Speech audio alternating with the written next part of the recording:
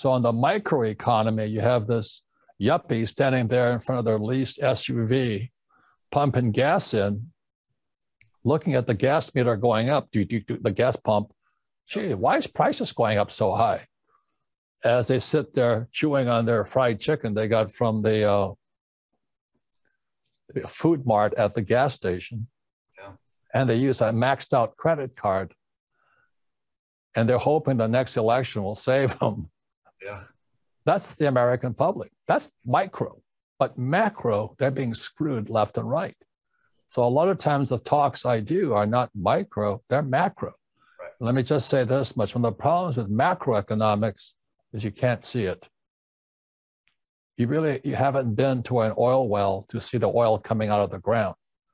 And every barrel makes Kim and I richer, but unfortunately it destroys the world.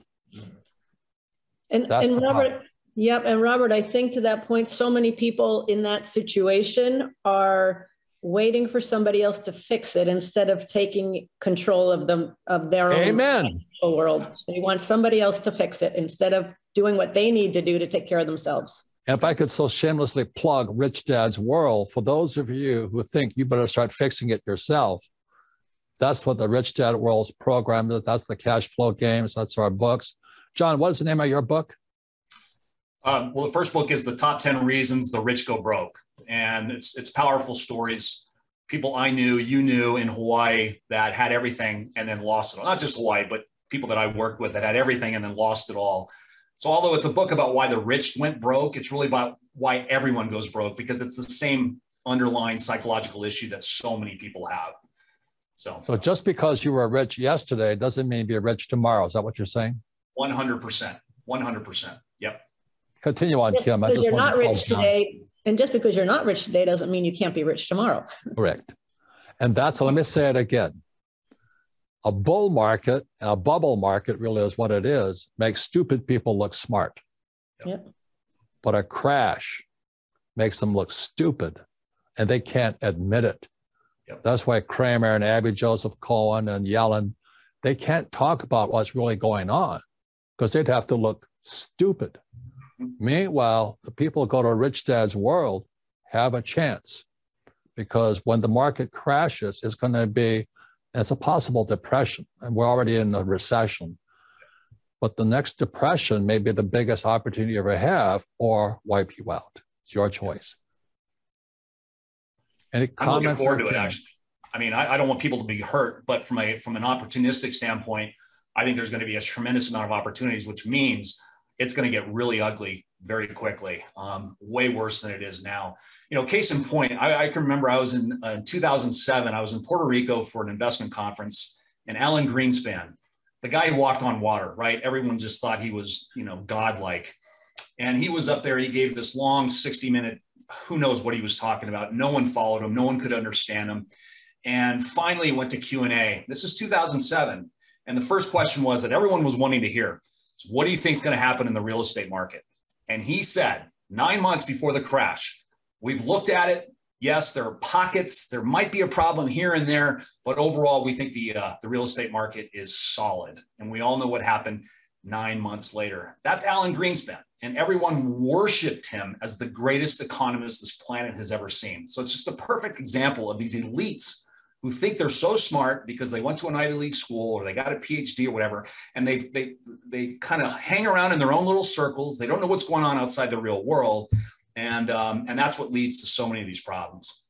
And if I could add to that, John, and we were talking about, was the last night, whatever I was talking to you, after Davos on May 23rd, 2022, we're facing the biggest economic crisis since World War II.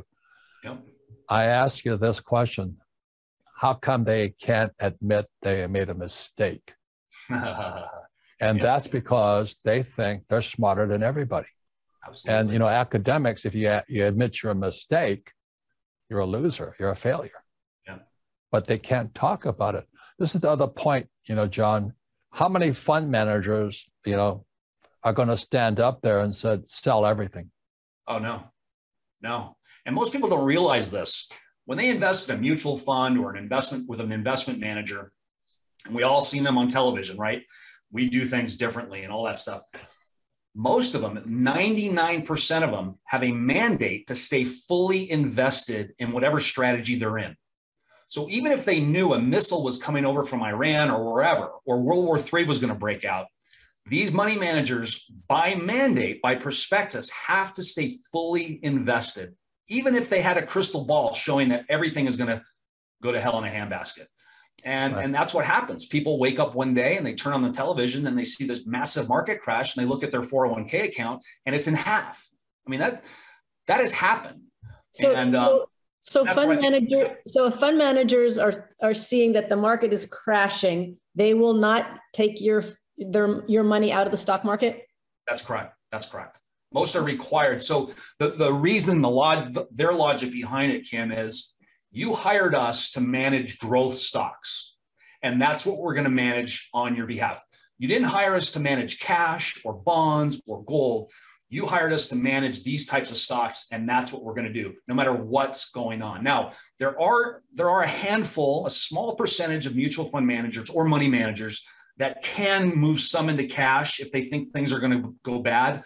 But most of the time, like 9 out of 10 times, those money managers are required to stay fully invested in the market that they manage, the type of market that they manage. And also, if I could add this, John, by the way, Rich Dad does not give financial advice. Right. We're not saying sell. The reason we have John on this is because he's a recovering certified financial planner. Yeah. And it makes you sick, doesn't it, what you see going on? No question about it. Absolutely. And so the other part about it is when they're fully invested, they also can't get out. Like there's a thing called REITs, REIT, Real Estate Investment Trust. They're so illiquid, they couldn't get out anyway. Mm-hmm. And my concern is, this work at home issue is coming up. Real estate's a very big subject. There's residential, there's warehouse, there's office buildings, there's retail and all this.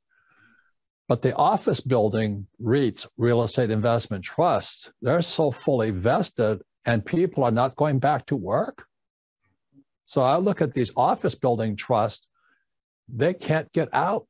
That's what John is saying. They can't get out, even if they wanted to. Any comments, John, on that? Yeah, absolutely. I mean, just look at these shopping malls and strip malls, office buildings. Like you said, people aren't going into offices anymore. I mean, what are they going to do with these shopping centers that are just vacant? I mean, I see them around here. It's crazy. It's really scary. If somebody can figure that out, how to repurpose those shopping malls, how to repurpose commercial office, I mean, there's a huge opportunity there. And I know there's all sorts of discussions happening about that. Well, yeah, think about these large retailers, JCPenney, Kmart, Sears. I mean, that's millions of square footage of just empty space. What do they do with that? So the point here is when they see real estate's crashing, the reason we have Rich Dad's World, you have to know what segment of real estate's crashing. Exactly. That's a very big differential there. And also, John being a recovering certified financial planner, what's happening to Target and Walmart shares right now? Oh, they're getting hammered right now. You know why? Because we're anticipating a recession. No, it's not even that. Is that when Biden cut off the Keystone XL pipeline and oil went from 30 to 130, guys like Kim and I got richer, very rich. Mm-hmm. But the oil going up makes food and gasoline more expensive. Yeah. So that's why I said microeconomics is a yuppie standing in front of their SUV, pumping gas, going, why is gasoline $6 a gallon or whatever it is? And they're using a credit card that's maxed out, and they're eating a piece of fried chicken that cost $1 last week. It's $2 this week. So they're basically in survival mode. And so I was cruising Macy's yesterday. Everything's on sale. I was at Walmart. Everything is on sale. So the retailers are getting crushed. So those big box, Kim, do you remember when when we were in San Diego, what's his name? Yes, Larry's friend, Rob McMillan. Everybody wanted to get into big box stores. This is 30 years ago. Yep. Today, everybody wants to get out of big box stores because online shopping is killing them and the customer's going broke. Yep. But to your point too, Robert, about, you know, what kind of segment, what real estate segment is it? Because some real estate segments are doing great right now. I mean, right. You and I were in, you know, a couple of years ago, we were looking at the Port Authority in Georgia, because warehousing is growing like wildfire. Our other friend Craig was looking at a deal for us, which is industrial, and that's doing really well in the Phoenix area. So Kim, did you look at the trees? I did. Yes. Timber. Yes. What did you see there? Timberland. Very interesting because lumber now, the price of lumber is going up. I'm just learning about the opportunities in timber and in agriculture, and how you manage that, how you make money off of that. There's different easements. It's exciting because I'm learning something very, very new. But I think within this year, we'll have something.